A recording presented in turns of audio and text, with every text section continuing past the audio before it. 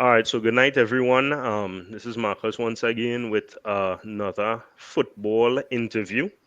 And tonight I have the pleasure of having two people who are heavily involved in Trinidad football, whether we know it on the front line, yes or no. Have Akini, who pushes a lot on social media. You may know him as Trini Sports Reality. I see him a lot on IG and pushing content there. And we also have sports agent Dion Sosa with us tonight. And really and truly, we want to kind of learn more about the agents that we have because we know that we have a lot of young players coming up who may not know where or what is their next step. And I did a interview recently um with someone, and in those comments, your name Dion came up a lot as one of the sports agents who we definitely needed to reach out to. So off the bat, I want to say this is a privilege and a good opportunity that I have to speak to you. So without giving too much more, I would like you to really introduce yourself, Dion, who you are and what do you do. So Dion. Okay. Okay. My name is Dion Sosa. Alright. I am a professional scout. I work with agents, right? I solely work with FIFA agent Humphrey Nyman, who is based in Holland, right? I'm a chief scout for Football Mix BV. That's his company. That's based in Holland. And we have a lot of clientele here in Trinidad, right? We manage Levi Garcia, Keston Julian, Dante Gilbert. And we also had other clients that we had, other Trinidad players that we helped: Sheldon Bato, Robert Primus, deceased Akim Adams, Okay. Nickel Orr, Justin Arao Wilson, just to name a few, that work with us. But unfortunately, some of these guys no longer with the agency. But we are one of the top agencies that represent players from Trinidad. I've been doing this now officially like since 2009 to Oh, present. 2009. So that Yeah, is that 15, 16 years. Yeah, that's when we started at the 2009 Youth World Cup when Right. Trinidad played, right? So we scouted Robert Primus, Sheldon Bato, Jamal Gay, Akeem Adams, Keon Grosvenor. And we had a whole bunch of those guys that we represented, at our agency, Hmm. right? And some were successful on their trials, some weren't. But we had a good core of the national youth players, a 2009 World Cup team that played Okay. in. Okay. That sounds good. Off. So, I mean, you mentioned some of the obviously big names that out there for Trinidad right now and playing in Europe. So, other than because you mentioned one agency in Holland, where are your other connections, or do you have other connections in Europe Yes, or I anywhere work. else? Yes, I work with other agents. I'm currently taking taking a team to Portugal. Right, I work with Portuguese agents. Okay. Okay, right, and I work with global agents. I work with agents in Finland, different European countries, smaller countries. Right, Okay. but what I how I do my work is like this: the elite players, I take the football mix, right? Because Hmm. the guy only wants elite players. So if Right. you're not an elite player, I still try to find an avenue for other players. So I work with smaller agencies in other countries where I think I could place them maybe at a low level club, maybe a Division 2 or Division 3 club where they can start their career and then they can build their way up from there. But the elite players like Levi and Dante and those guys, I take them directly to Mr. Nyman, Humphrey Nyman in Holland. And he worked with them first. And the other players who may not be elite, I try to help them out at lower leagues in Europe. And maybe the last alternative, maybe the American the American leagues. I Okay. prefer to take players to Europe because my thing is that if you're a quality player, in order to develop, you have to go to Europe. Going to America, you're not really going to improve. Because the football in America, to me, is not of that high quality. If you look at the MLS, all the top players play abroad. Right? Only after your career is over, you come back to the MLS. No, basically that's what it is. So True. why would I True. send a top young player to play in the MLS. Think about it. If the Americans not keeping their own at home, why would I send a top young Trinidadian player to play in the MLS? MLS is a retirement league. You're not going to learn anything more than just MLS is about marketing. I mean, you can't blame them. It's marketing. Yeah, They, yeah, yeah. they buy players with household names that they could sell tickets. That's all about the American. But if you look at the MLS, let's be honest, who have the MLS developed over the last 20 years? They can't call one single player they could say it's a marquee player that came out of the MLS. If you look at that, right? Maybe Right. Landon Donovan, right? Maybe I've been the only exception. Outside Hmm. of Donovan, the top American players all apply the trade in Germany, in the Premiership, in Spain, in Holland. All the look at the national team now. All the players playing in top leagues in Europe. Yeah. Not one single player Yeah. is on the MLS roster on the national team right now. So what I'd say to you, obviously the league is not a high quality because in the Yeah. national Yeah. you don't even have one single MLS player on it. That shows you that they're not even interested in the old league. True. So Yeah, they know why they don't know the development is outside. Yeah. yeah, exactly. You see, because when you go to Europe, the quality of training that you get in Europe and the speed of play and that kind of stuff is you can't get it nowhere in the CONCACAF, not even in Mexico. Plays that quick. Right? So if you look even the top Mexican players, where they play? In Europe. True. Right? True. Look at all the top Mexican players, they all apply the trade in Europe. So you see, so Europe is the top league that you have to test yourself on. As always, that's the gold standard to go to Europe. So whether you're playing in a second division club or a third division club, the quality of training and preparation you're getting week in and week out Hmm. is way higher than anything here, even at a top Division One club in the CONCACAF. Because all the Costa Rican players, where do they play? Abroad, right? All the top um, players from Panama, Honduras, where do they all go? They all go to Europe, True. right? True. True. True. Right? All the top players. Look at the South America. Where all the South American players go to Europe, right? You see, Yeah. Yeah. right? So that's showing you where it's at. Right? It's not only my opinion. That's the gold standard. Europe. Yeah. All top players, even where the Africans aspire to be in Europe, right? All the top African players come to Europe. Why don't they stay in Africa and play? Because they know they would not develop at a high level. Ito and Drogba and all the top African players come to Europe. So that's the standard. So why should we be sending players to play in those leagues? We're not going to get the best out of our players. Right. Right. Right. Right. Now, that's a good point. That's a very good point. Yeah, we know we're trying to get as much of our players developed. So I guess if that is where it is, that is where we need to get our players going, right? Um, Akini, I remember you mentioned a couple names, and you say people didn't really know how to go about or what is their next step. So I guess now you could probably ask that question or bring that situation forward and see Yeah. what the And answer. in terms of it have a lot of our players, they believe in the from school they go to the US college system, and most of them get lost. How can we go about turning our players to the route that the Levi's and the Dante? You could also say Mulikan basically, even though he went through MLS foot. Minnesota too, but Yeah. he basically he went from school, he went professional. A Yeah. lot of them believe that. I mean, it's good, as they say in sports, injury could happen many times that you have a educational background, but for players that really want to be professionals, how can we turn our players to trying to go straight to the professional route than trying to go to in the US college system?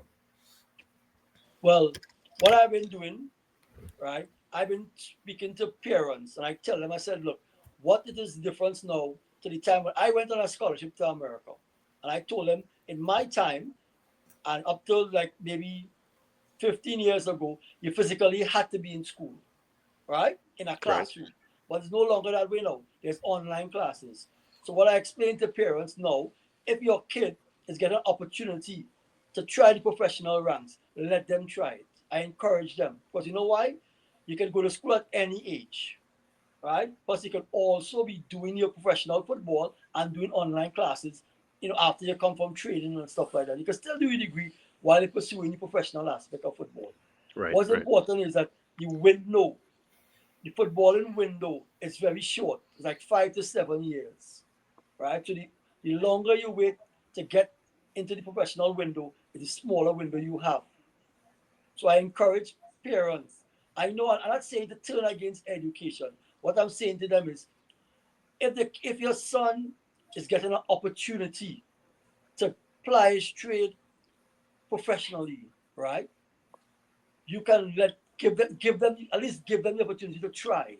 right, If it right. doesn't work out, going back to school is always an option because I could tell you from my experience, I have players who been to they did the professional ranks first and then they went back to school. I have one player, he graduated at 34 years old, right? Because he did Okay. the professional thing first and then Yeah. he went back to school and he got his degree, right? Because he realized the opportunity to play professional football was more important at the time. He got scholarship offers at top Division 1 schools, but he turned all of them down, right? And he chose Okay. to be professional, right? And it didn't come back to haunt him. He still got the opportunity.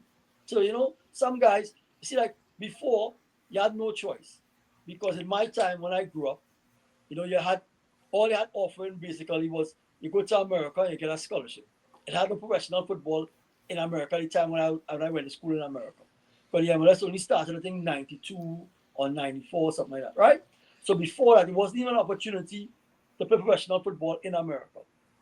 So a lot of guys went to America in the 80s and the 90s, and they basically stayed in America and they got married and they made a family. So we lost a whole generation of stars, right? Right, A whole right, right, right. generation of stars, right?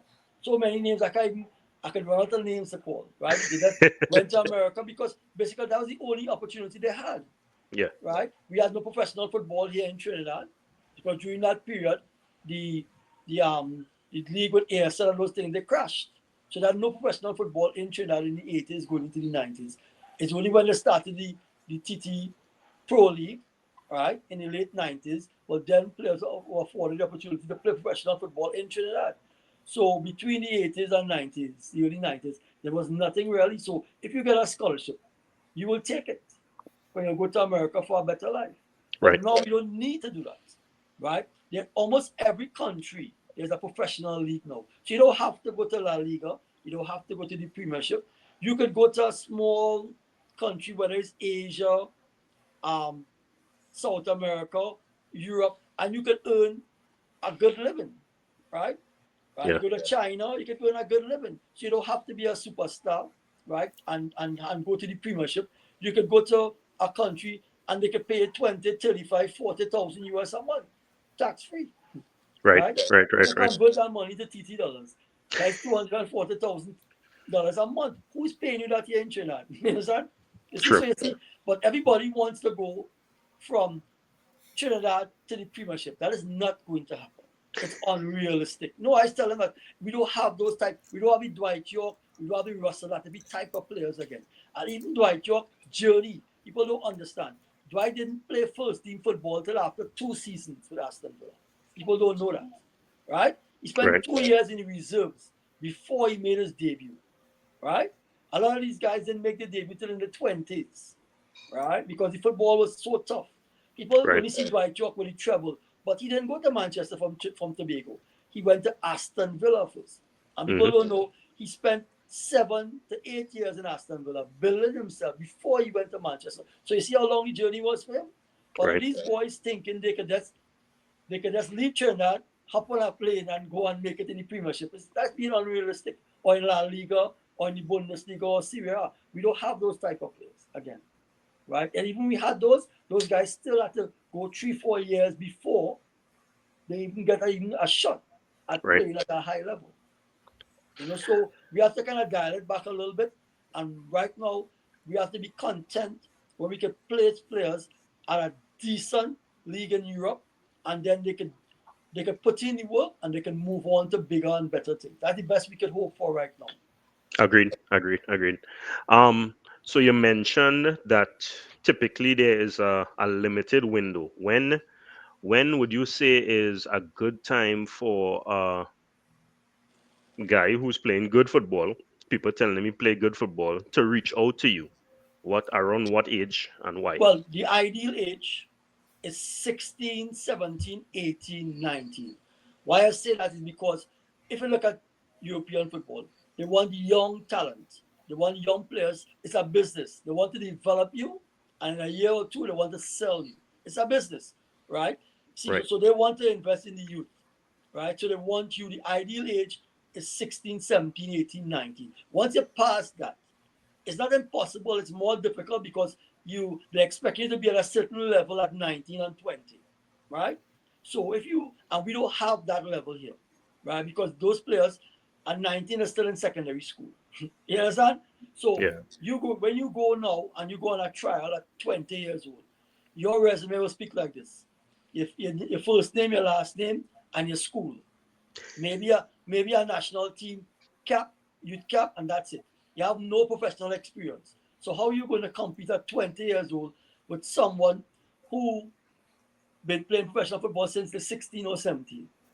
You see, Okay. it's difficult. You see, because if you look at all the board, look at um Mbappe won a World Cup at 19, right? Look at Yamal. Yamal is 17. He already won Euros. He already won La Liga. He already won all these titles at 17. So you see the age you're looking at. So Right. when you are 20 years old, inexperienced, coming from a non-footballing country like Trinidad, it's very, very difficult. Because first of all, let me explain to you why. When we recommend a player, when the agent goes to the club, and he said, okay, I have a player. The first question they ask is what country he comes from. By the time you mention Trinidad and Tobago, it's very skeptical because we're not a footballing country. You ain't coming from Brazil or Argentina, right? Hmm. So one time the red flag is up. So they get the agent, but most of the time when he gets an opportunity for a boy, it's based on his relationship with the club. The club will trust them and they'll trust his instincts that yeah, this player will have some type of talent. Let me give him Right. a shot.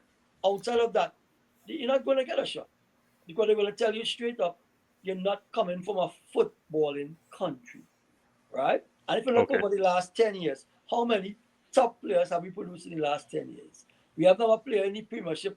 Last player was Kenwin Jones, right? And that's a while now, right? Yeah. So Yeah. you Yeah. see, Yeah. we do have a track record of producing players over the last 7 to 10 years, right? So it's not like if we churning out top players every year that the clubs will be chasing after us. So we have to depend on players like Levi and Dante to pave the way for other guys behind them, right? Levi got his break at AZ Akma. He didn't maximize his potential at AZ.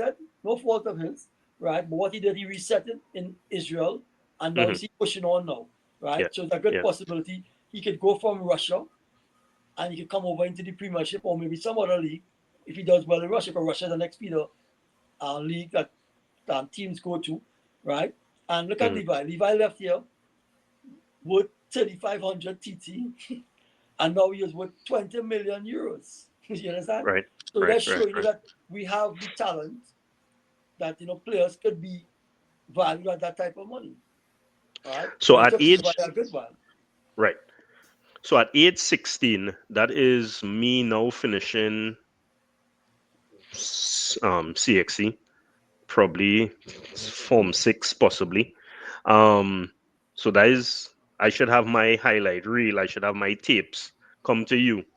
And how long does the process take, like on average? If I come to you, or if I want, how to say it? If I want to go professional next year, 2026, when should I ideally come to you? Well, immediately, because here how the process works, right? I scout players a year in advance. So if I want you for 2026, Mhm. I will scout you from now. The process starts first. I see your tapes, right? Then, okay, if I think I have an interest in you, I come see you live because tapes are very misleading because you only put the good stuff on a tape. I don't see what you do when you do have the ball. Right, Stuff like that. right, right, And I right. can't, I can't, and I need to see you live.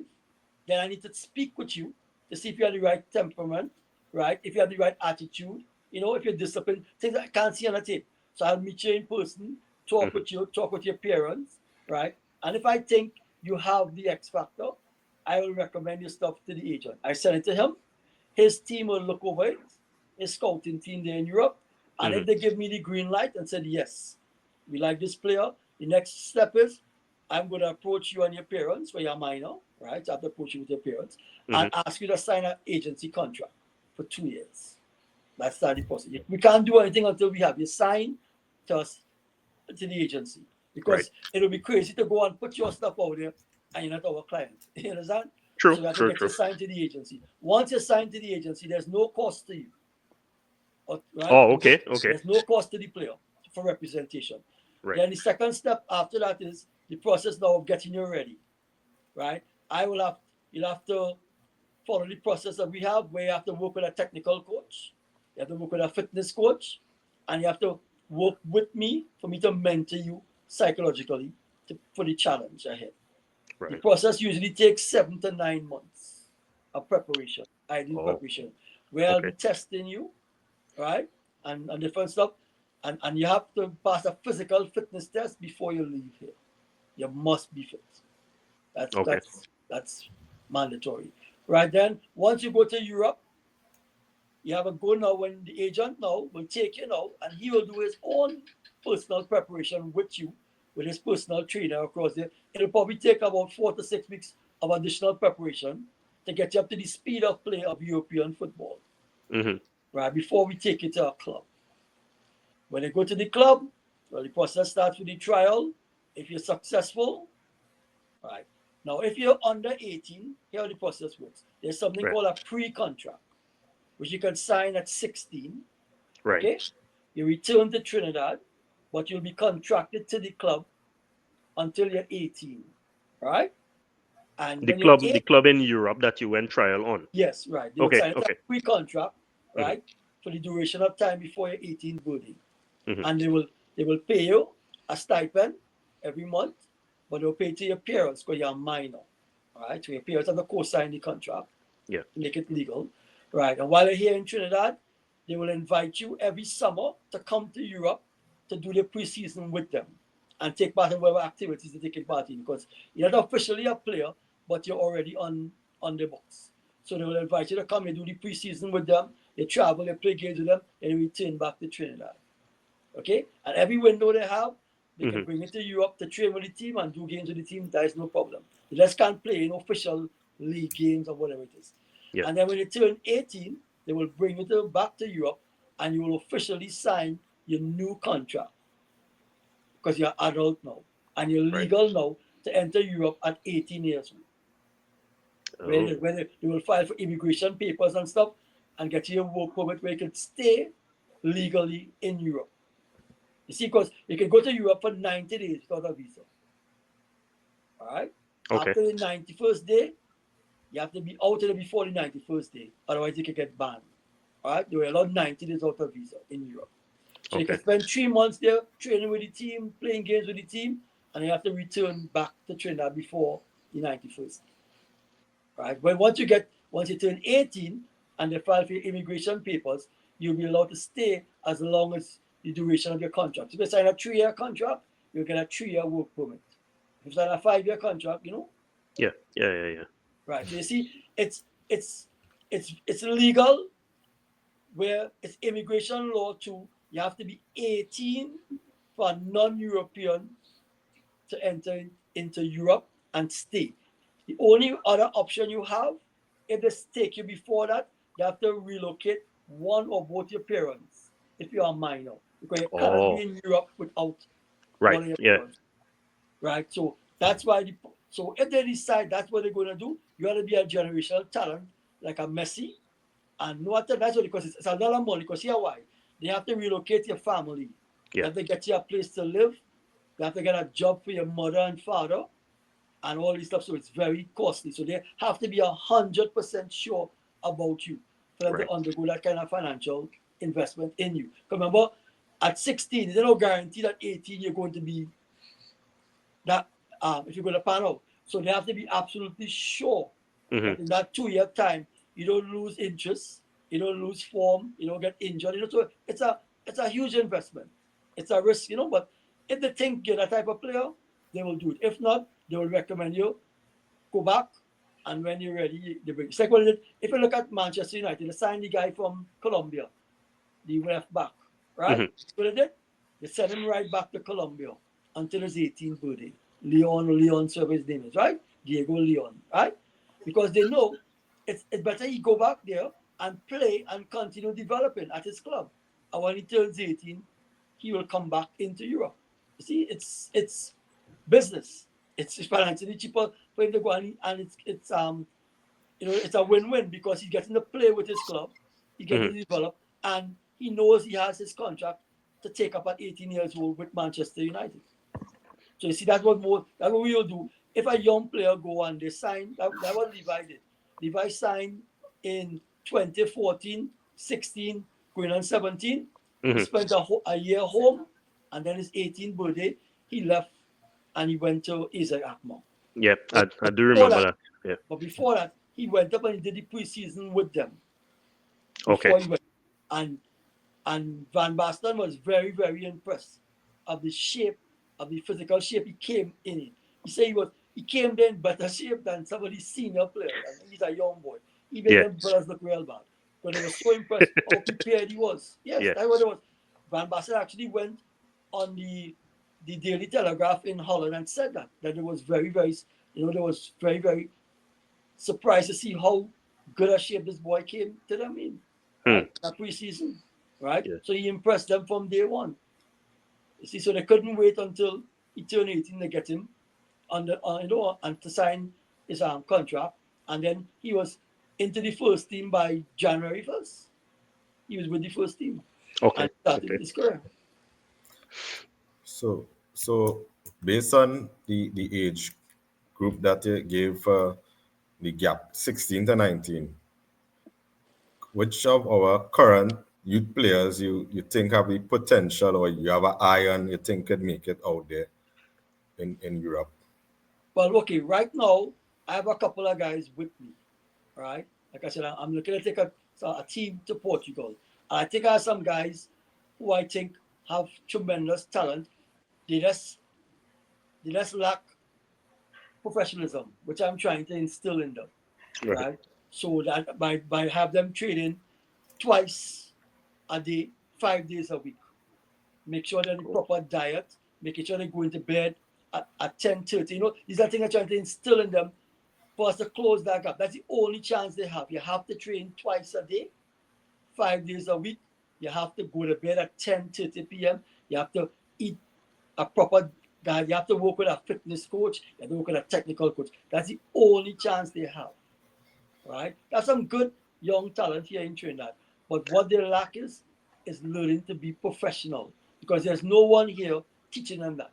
Even the professional clubs don't even have anybody who is teaching that to them. All right. So let Right? me let me ask a question off of Akini's question. 'Cause I know you probably don't want to give the names. Are those players that you're talking about currently playing in the league in Trinidad? Yes, they Okay. played. They played for school football. They played in the Republic Bank Cup. On different levels, Okay. right? Okay. Okay. So they here in Trinidad. I All right. got one. He's currently away at school, right? He's at university in America, but I think he doesn't. He only did the American thing because basically, like I said, there's nothing here for you, Hmm. right? So I think if he had an opportunity, he would have gone to Europe last year, right? Because I think he's very gifted. Like I said, he just lacking the professionalism, and just once I spend time with him and I mentor him and I bring him up to that level to understand what it takes, I think if he gets an opportunity, I think he could be successful, especially in Portugal, because he's very technical, right? That's something you can't coach, right? Either you have it or you don't have it. I see this guy make some passes. First of all, the vision to see it and then to execute it. Right. That's the next thing too, because sometimes you can see it in a way, you can't really make the pass. But he has both. He has the vision and he has the technique, right, to execute the pass. So I was very impressed when I saw of him. But it just the choice to go to school wasn't you know, my ideal thing. But at the end of the day, I can't control everything. Right. Right. Right. Right. Uh, Also, another question in terms of someone is aspiring to be an agent. Come on, in Trinidad, what's the process you would say they would have to go through to becoming a recognized agent out Uh, out there? okay, what I tell people, becoming an agent is not really important because, well, I'll explain why. I have a lot of guys who are agents, but they have no connections. The most Yes, important thing is you have to build yourself first. If you don't have Right. connections, going and do the exams to become an agent is irrelevant. Because I know guys who are agents 7, 8 years and they can't even get you a trial in the zoo, because they have no connections. So they have no connections. So rushing to go and do the exams and that kind of stuff is not really well. What you need to do, work with someone, right? And build yourself first, right? Like how I working with the guy here, right? I working with him and I scouting players and I understanding the business first. That's what you need to do first. You build your connections, right? You see that, okay, I'm going to Portugal, this is my connection. You see? So, you have to build yourself first, right? And then when you feel okay, reach that point where, okay, you can pick up a phone and you can call a club in Portugal, or you call a club in Switzerland or wherever, and you can um, organize a trial for a player. Then you say, okay, I'm ready to now to go on my own now and do my own thing, right? Until you reach that level, it won't make any sense, right? It won't make any sense because I can tell you from my experience, players in Trinidad are very impatient. So they come to you in January, and if by March, April you don't have for them, trust me, they go on. They go on with somebody else. They don't have the patience because if they want this thing to happen overnight, it's not going to happen. They have to buy into the process. So I always tell people, if you're not patient and you're not willing to listen and to what I'm saying to you, we can't work together. Simple as that. Right. Because opportunities are not just out there. You have to sometimes you have to basically rely on your friendship with that person and ask them to give a player an opportunity. Right? Because you believe in that player and you recommend them wholeheartedly and say, look, this guy is a good player. He just needs an opportunity. Because, for the sake of our friendship, if we can just grant him that wish, let's give him an opportunity. And they would say, okay, no problem. Let's organize something. Right? Because like I told you, is we are not a footballing country. So it's very, very difficult to get an opportunity at a good club for a player. Okay. So I just want to kind of reiterate or just to circle back to something you said. You said that when they come to you with their tape and you eventually organize a trial for them, when they go out to the trial, if they aren't successful, that's at no cost to them. Well, okay, if I'm working with a guy in Holland, there's Yeah. no cost to them. He Right. he he handle all the expenses, right? But other agents, not all agents handle that thing. Like okay, like we're going to Portugal. Hmm. Portugal, they have to pay their way to go to Portugal, Okay. Okay. right? But you see, I always tell people that if you believe in yourself, you have to invest in yourself, right? Right. You have to. If you believe you have the talent to make it, you have to invest in yourself. Right? Otherwise, because let me tell you something. Nobody, let me repeat again. Nobody is coming here. Right? No, I'm serious. Nobody is coming here, especially from Europe, because we don't have high quality games. Even a tournament here, right? It's still at a low level. Look at the CONCACAF on the 20 tournaments the last couple of years, you see? Right? Even if we hosted a tournament, right? The last good team we had, I would say, was 2014 when Levi and them won the under 20 here, the CONCACAF, the CFU, Yeah. right? When they had all those talented players on the team, Corbin and all those guys on them, right? I came Andrews and all those guys, right? That's where Levi was spotted in that tournament. Since that's what 11 years ago, we have dropped off a lot, right? So even if I have a tournament here, I wouldn't invite anybody here unless I see a couple of guys who I think on that level, like with Levi was on another level, that the guys will worth their while to come here. But I won't let anybody spend all our money to come here to turn around and say to me, Dion, I'm very disappointed. You understand? And that's Right. exactly what it was. I'm disappointed in the team. The team is poor. The players are poor. You see, remember, when I recommend something, it's my name is on the line. So Yeah. if I Yeah. Yeah. Yeah. convince somebody to come here, it's because I have to be 100% sure they are players worthwhile for them to come here to see, right? I wouldn't bring someone here and and waste their time because I Right. know, I know what they're looking for. And if I don't think the national team has that type of players, I wouldn't recommend anybody. Okay. Okay. Right? The so you said you started in 2009. Yes. So, and again, I know it's probably something we spoke about before, but I just want to ask it here. How come this is the first time we are having an opportunity to hear from you and hear about you and put a face to it so that people could come to?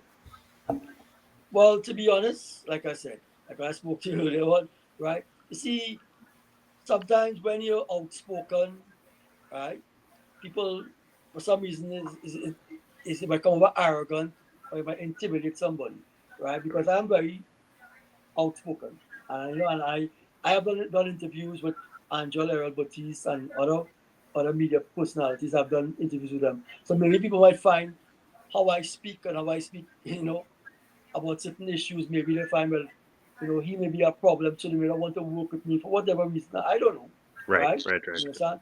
Because I'm even on Facebook. I'm very vocal on Facebook in terms of certain things that are going on with the football. I don't like, because we have too much infrastructure here for us to be at the level we are right now. Like a country like Haiti, one of the poorest countries in the world, how they qualify for youth World Cups all the time on a consistent basis, and True. they don't even have one quality stadium. We have look at stadiums we have. Almost every community have a ground. Almost every school have a ground. We have so much infrastructure. Why we cannot produce national quality national teams year after year, right? All the infrastructure we have, right? All these so-called coaches and so-called gurus and all this, right? You see, because the reason why is because look what coaching has come to now. This was considered a top coach. You recruit superior athletes and you run over average athletes and you win stuff, and that's what top coaching Trinidad is. There's no development. That's what we consider a top coach. And that's how people get the jobs. Secondary school, I bring everybody in on the national team. Obviously, I'm going to win because my team is stuck from 1 to whatever it is, 1 to 25. And I'm going to play against a bunch of 13 and 14-year-olds who playing for Kaipi Chima, who playing for Trinity East College. So my 19 and 20-year-olds is going to trample these little boys. So obviously, I'm going to look like a genius because everywhere I win in secondary school football league, right? So you see, same with pro league. You recruit all the top athletes, you bring them to one club, you run over the pro league, you have a big coach, you get a national team coach. But let me be honest. If I have coaches who coach secondary school football for 7, 8 years, ask them who have they developed in that 7 or 8 years. They can't single out one entire player. You know why? All the players are players they recruit like a football club. Hmm. I call them college FC because they're only recruiting football players, right? That's all they do. They're not Right. Right. developing Right. nobody, you see? And that's the main reason what is killing the football here. Nobody is emphasizing on development. It's all about wins, win titles, right? So until they change that concept, we're not going to go anywhere in football, right? Because these boys getting a false sense of confidence that they're good, right? That's why we go into youth tournaments, we get trampled because you tell yourself you're a big player in the secondary school football. When you go against your peers in the CONCACAF tournament, so you get exposed Hmm. because they are pros and we sending schoolboys to play Yeah. against pros. You see? So that's actually a very good point. And I did an interview with Dexter Cyrus, and I spoke offline with Anthony Sherwood, and they both kind of mentioned the same thing, that we really don't do a good job with developing players at all. So I agree. I agree with that. There, I see that. Right. Yeah, see, that's a major problem, right? You understand? Because see, when I when I was growing up and playing football, our emphasis was always on development. That's why we always had good players coming through the ranks, right? Because I played the same time with Russell Latapi and Dwight York and them, right? I played the national team with them, I youth football and stuff. So you always had top players year after year, year after year. But the process back then was difficult to qualify for a World Cup because only one team was going forward. Not like now you have 4 teams and 8 teams and all that kind of thing. You see, because look at the heartbreak loss in 1983, the under 16s, that the Pierre lost on penalties against America, right, to qualify for the World Cup, the under 16, right? The game went up 0-0, we lost on penalties. That team was one of the best teams ever, the under 16 team, loaded from top to the bottom. You see, that is the kind of caliber teams we had in the 80s and 90s. Top players, right? But back then, unfortunately, it's one team or maybe two in 91 when Dwight and them qualified for Portugal. You know, it was like 2 teams qualifying. They were increased by 1 spot. Now, if those teams were available now, we're getting 4 and 8 every time Trinidad would have qualified for World Cup after World Cup after World Cup. Right. Because the emphasis back then was on development. So everybody had quality players. When you go in secondary school football, it had no easy game. You know? Every game was like a final because every team had top players. I played in the North. So it's Comfrey with Clint Marcel, Russ Russell, all these big players with Comfrey. CIC with Chaka Hislop, Kona Hislop, Colin Rock, right? Then KRC with Giuseppe, you know, and Dexter Stanley, all them star boys. Then John Lee with all them big stars. I mean, it was loaded, tranquility with big stars. So no game was easy for us. Right. Every single, and it was 2 rounds.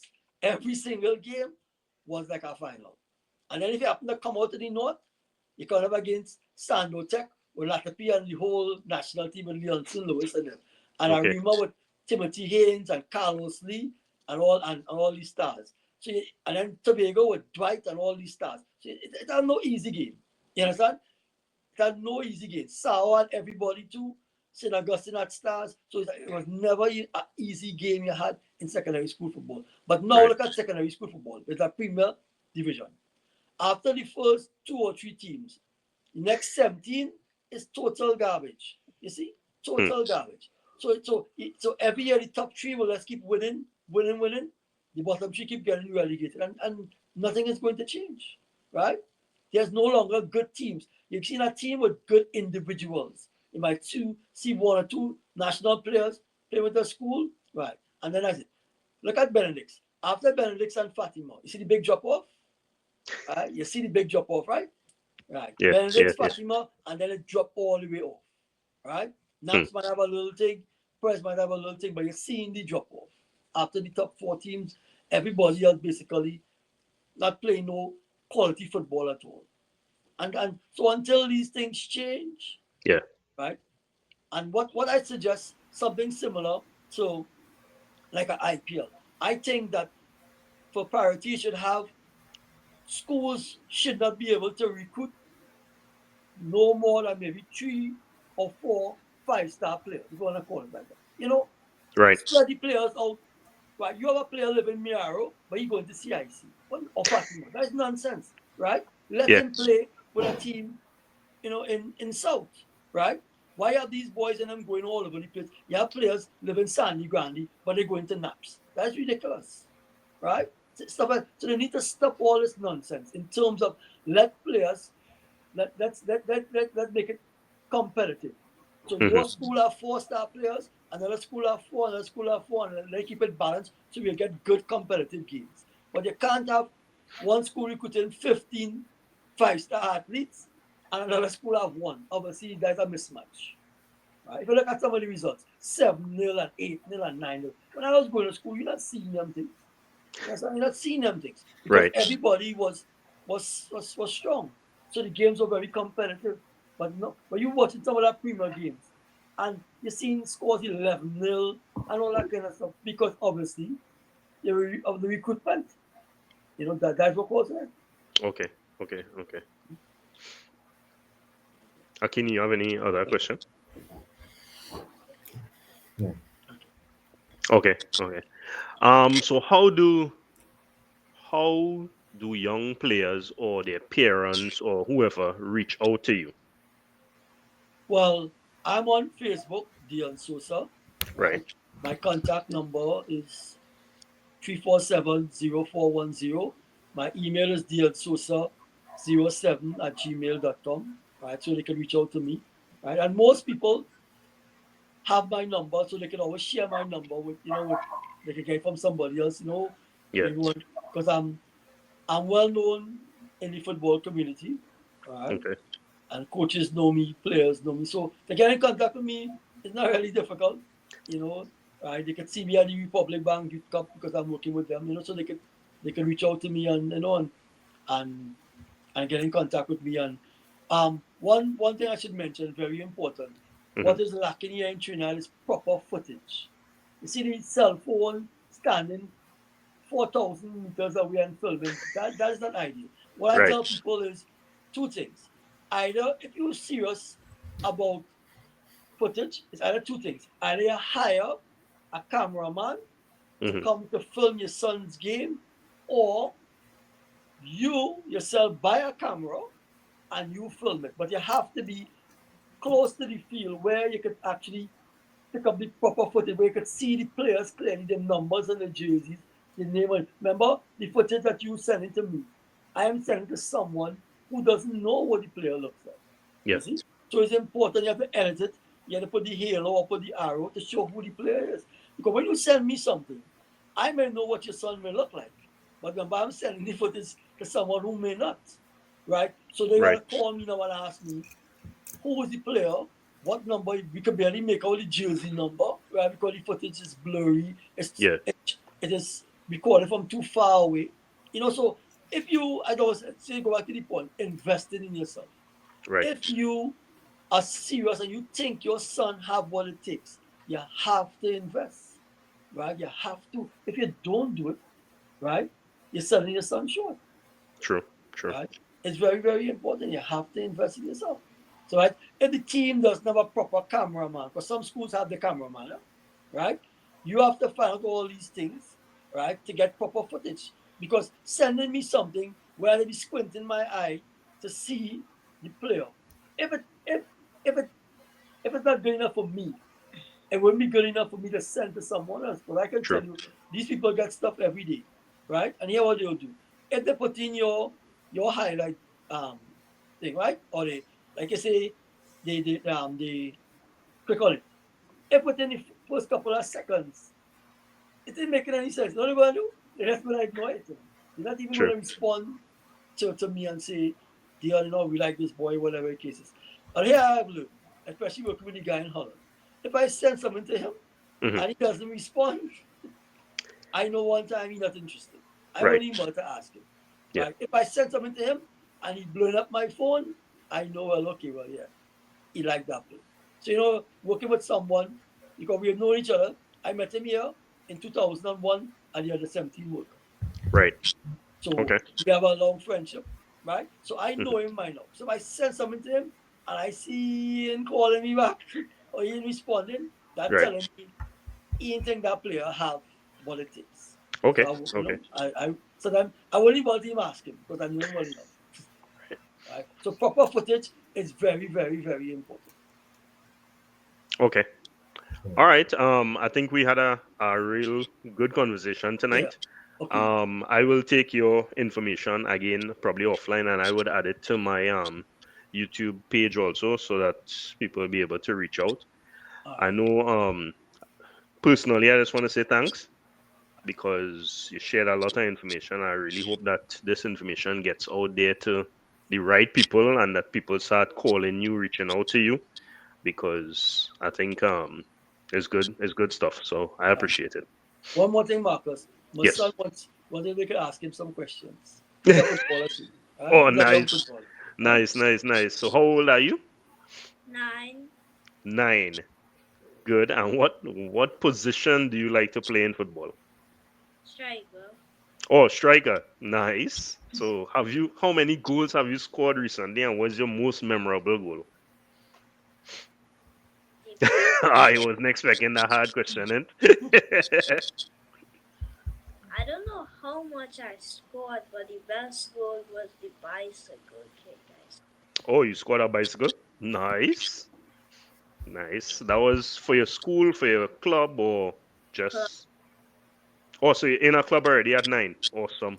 What club are you in? TNT Maestros. T and T My Shoes. I am not so familiar. Is that a club in the north or East. where? Or the east? Okay, okay, okay, okay. So where do you see yourself, or do you see yourself like your dad, or you see yourself pushing on to play football? What do you want to do? But play football. To play football. Where you want to play football? What's your favorite club right now? Barcelona. It's everybody's favorite club right now. Well, except Akini, yeah, one Man City, so that's unfortunate. Uh, okay. So what would you tell another young player at that age, 9 or 10, who wants to play football? Because I mean, I'm sure you spoke with your dad, so you may have some words of advice for a young player also. I don't have any. All right, well, I guess we just have to continue playing football and hope the door opens. So, are we expecting to see you on the national team or outside in Europe? Is that your intent? Yes. All right, all right, cool. Akini, you have any questions, him? We have a free What pass here. is your club playing in the see it have a G League that's starting under 14, under 12 G League TTFA have, is your club in that? I don't know. I don't know. So what I know you're probably a couple of years away from going to secondary school, but do you have a secondary school in mind that you want to go and play for? QRC. QRC. QRC. Okay. Nice. All right. That's it from me. Yeah, anything else you would like to ask or say? No. That was it, no? No, you go. Come on now. But that's after. Just say okay, that's it. Well, that's it. All right, thank you very much. All right. So I'll stop the recording now, and thank you very much. We could always probably stay on and talk 2 minutes afterward. I'll go ahead and stop the recording now. So thanks very much for this, Dion. All right, you're Thanks, welcome. Akini. Yeah. You're welcome.